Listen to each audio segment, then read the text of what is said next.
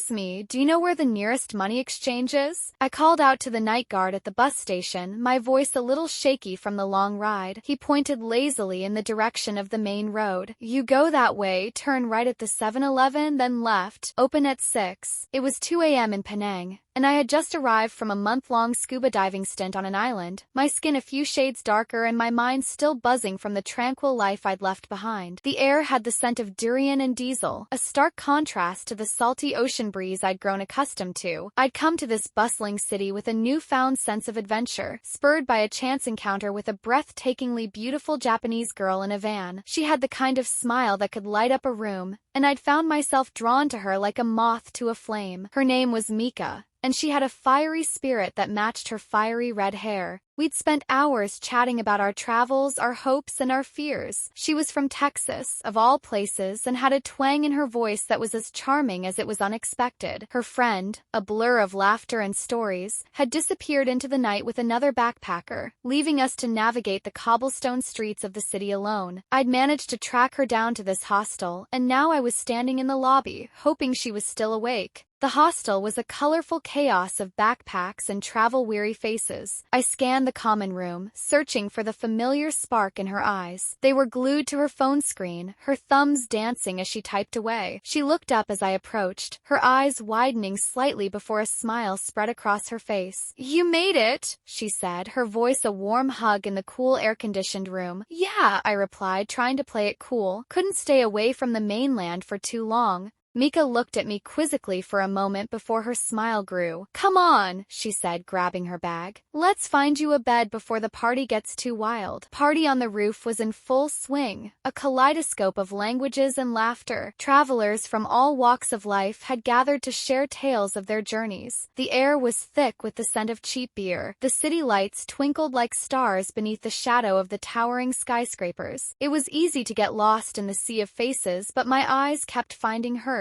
She was talking to a guy, a backpacker with a cocky grin, and my chest tightened with jealousy. As the night wore on, she grew more distant, lost in conversations with him. I tried to push through the crowd to catch her eye, to remind her I was there. But she was in her element, the belle of the ball, and I was just another wallflower, watching from afar. Finally, unable to bear the ache in my chest, I stormed off, leaving her with him. I wandered the streets, my thoughts a jumbled mess of anger and frustration. Why was she ignoring me? Did she not feel the same connection? Was I just a fleeting memory, a story she'd tell her friends back home? But as I sat on the steps of an old temple, nursing my bruised ego, I knew I couldn't just let her go, not without telling her how I felt. And so, with a newfound determination, I marched back to the hostel, ready to face whatever the night had in store. As I climbed the stairs to the roof, my heart hammered against my ribs. The music was louder, the chatter more feverish, but there she was, still talking to him. I took a deep breath and strode over, interrupting their conversation with a forced smile. "Hey, Mika, can I borrow you for a moment?" Her eyes flashed with annoyance, but she followed me to a quieter corner. "What's up?" she asked, her voice tinged with irritation. "Look," I began. "I know we haven't known each other that long, but I need to tell you something." My hands were shaking, and I could feel the sweat beading on my forehead. "I'm crazy about you. I know it's stupid and sudden, but I can't help it." Her expression softened, the anger in her eyes giving way to surprise. "Why didn't you say anything sooner?" she whispered. "I was afraid," I admitted, my voice barely above a murmur. "Afraid you'd laugh, or worse, that you'd feel the same way and we'd have to deal with this." Mika took a step closer, her hand on my arm. "You should have told me," she said, her voice filled with understanding. "I felt it too, but I didn't think you did." The tension between us crackled like a live wire, and before I knew it, she was in my arms, her lips pressing against mine in a kiss that was both fierce and gentle. It was as if the entire world had stopped spinning, leaving us in our own little universe of passion and desire. In that moment, as we stood in the dim light, the world outside forgotten, I knew that this was it. This was the kind of love I'd been searching for my entire life. And despite the challenges that lay ahead, I was ready to face them with her by my side. We had a year of memories to make, a year of adventures and growth, and I couldn't wait to see where this journey would take us. But even as we stumbled back to our dorm, her hand in mine, the first whispers of doubt began to creep in. We were from different worlds with different plans. How could this possibly work out? But for now, in the sticky heat of the Penang night, with the promise of love in the air, those thoughts were easy to ignore. We had each other, and for now that was enough. The rest of the night was a blur of whispers and soft touches, the kind that speak volumes without a single word. In the quiet of the early morning, we curled up in a hostel bed that suddenly felt too small for the love that filled the room. Our hearts raced as we made love, the rhythm of our breaths matching the beat of our hearts. It was a beautiful chaos, a dance of passion that transcended the mundane world outside our door. But as the days turned into weeks and the weeks into months, the reality of our situation began to seep in. We were two lost souls drifting through Southeast Asia, clinging to the only thing that made sense in the whirlwind of our lives.